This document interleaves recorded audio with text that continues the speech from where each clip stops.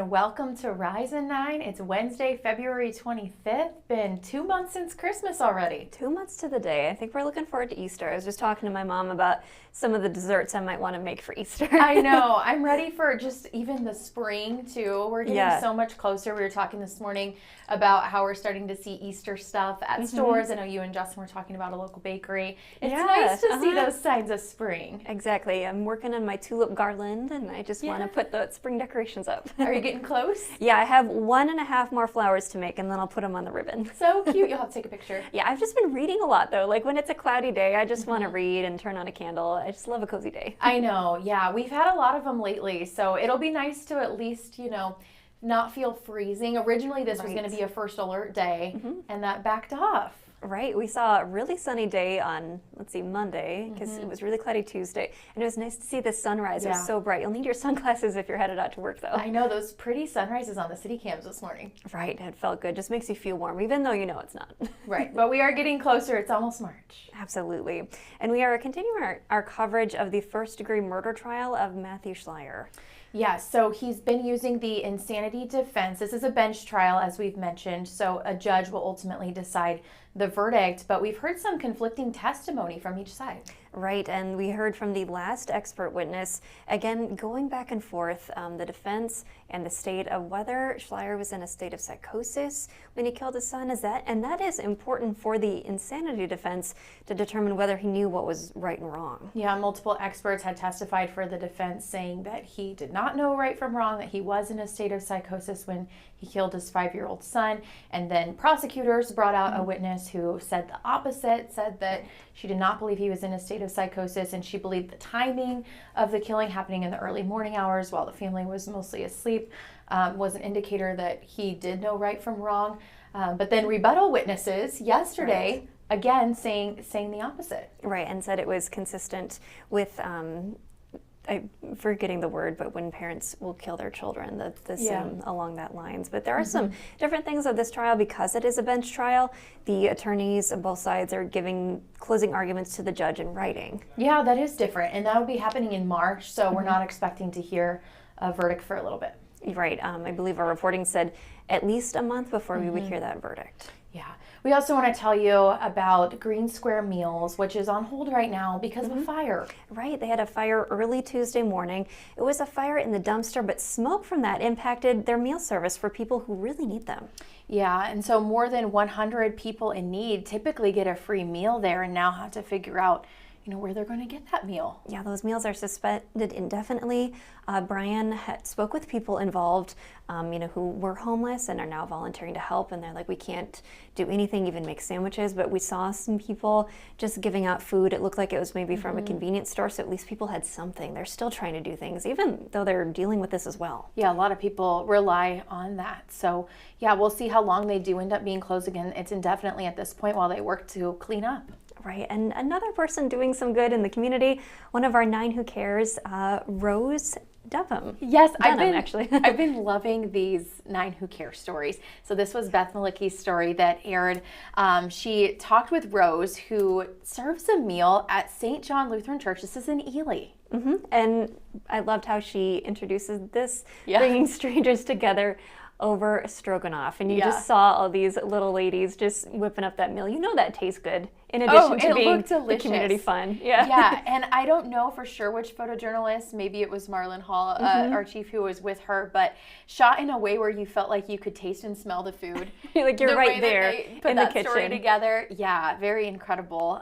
But yeah, she talked with Rose, who serves this meal, I believe it's once a month on a Monday. I believe so. First Monday of each month. First Monday of each month. Yes. Yes, and it brings people together who might not otherwise have that community. Yeah, part of that connection. It's one thing to have a delicious plate of stroganoff, but then to have someone to talk to while you eat it just makes it taste better. And that's a big part of the meal, but that doesn't even include the hours of planning and grocery and grant writing to pay for it all. That takes a ton of work to do that. I know, and I love how Beth pointed out, this is a lot of work involved, but they just look like they're having a good time. Right, and an important issue though, because 1 in 4 seniors faces isolation, it can be a lonely time for people. Yeah, so it was nice to see people, enjoying giving back and just Yeah. being there with a smile, happy to, the friends doing this together. But then they said, we hope people meet new friends while they're here, play a game of cards, play a game, just have that community. Yeah, and make it just a little happier in your day and not quite so lonely. Yes, we also had a story air this morning about FFA tractors. Yes, it is FFA week across the nation. That's an organization that is focused on ag but goes way beyond that. Just helps people of all backgrounds and situations prepare for life after high school.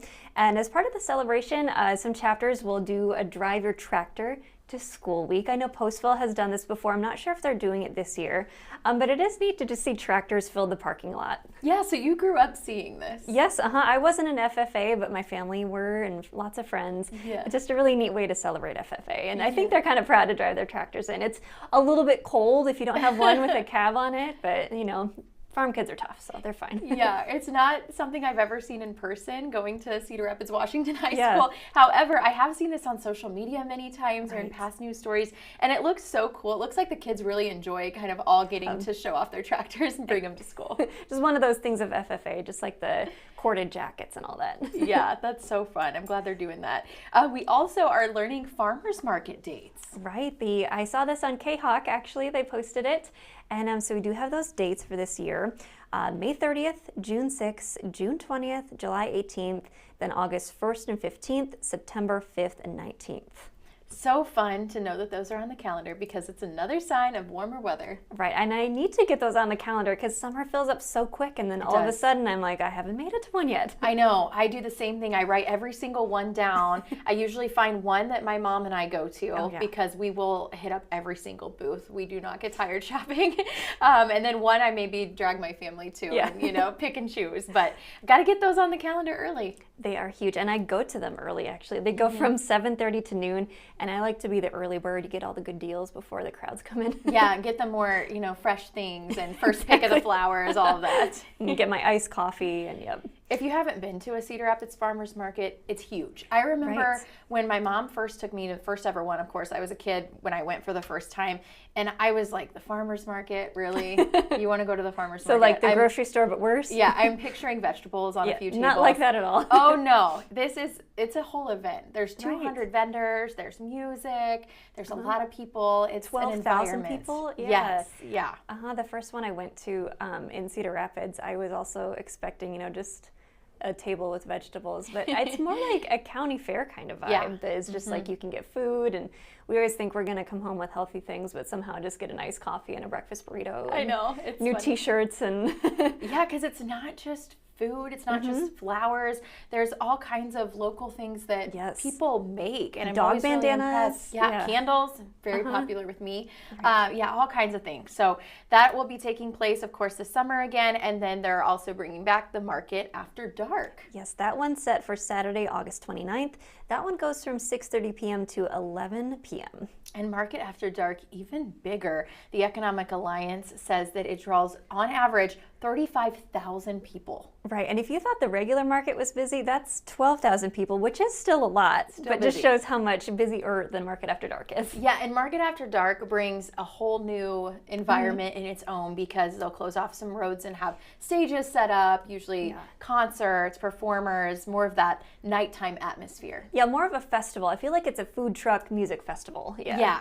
Usually they'll have the roads closed, and they'll be selling like drinks in the street, for example, that you wouldn't typically have in the morning farmers market. Right, so the first one, May 30th, that's 3 months away. That'll fly by. And it'll be hopefully very nice out Yeah. and beautiful for that. We can whine about how hot it is then. Exactly, yeah, and that'll be fine with me. Exactly, right. It's hard to believe that it is already almost that time of year, but we do have just a little bit more cold to go first. Right. Looking forward to Friday, though. A high of 55. That's going to feel nice. Making plans to be outside. Yeah, me too. And you're going to want to because then it's going to get back into the 30s for the weekend. Yeah, it doesn't even matter if it's not nice, though. I just posted a picture on my Facebook.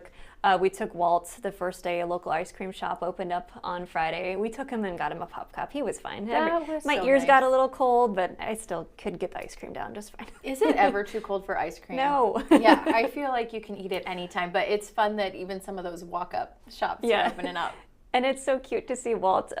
He was just like looking at the counter, like he knew what was coming. He's a smart boy. He remembered all the way from last year. Yeah, and we don't take him a ton of times, but yeah, he knew what was going on. It's a core memory. Yeah, and you had a neat picture on your Facebook too. Yeah, I did. Yeah, I posted this morning actually. We recreated a photo. Yes, just like 10 minutes ago. Yeah, Charles Hart took it, so thank you, Charles. But I realized that this week is 3 years of anchoring on the morning show with you, Jackie. Yes, I can't believe it's already been 3 years. It has flown by, but also a lot has happened since then. Yes, yeah. It's one of those things where you're like, how's it been so long? Oh, but it's only been that long. Yeah. But yes, we looked back, found a picture from my very first week. I was very pregnant with my daughter, Kinsley. But it was us sitting at the desk, and we recreated it like down to the hand motion. Exactly. No detail too small for us. Yeah. Oh no. So that was fun to just kind of see and think about how it's already been 3 years. Right. Lots of changes, but we're still here. Yeah. Still here. Still happy to be here. Yeah. Maybe 3 more, hopefully, and lots to come. Yeah. Fingers crossed. Well, thank you for joining us this morning on Rise and 9. Have a great day.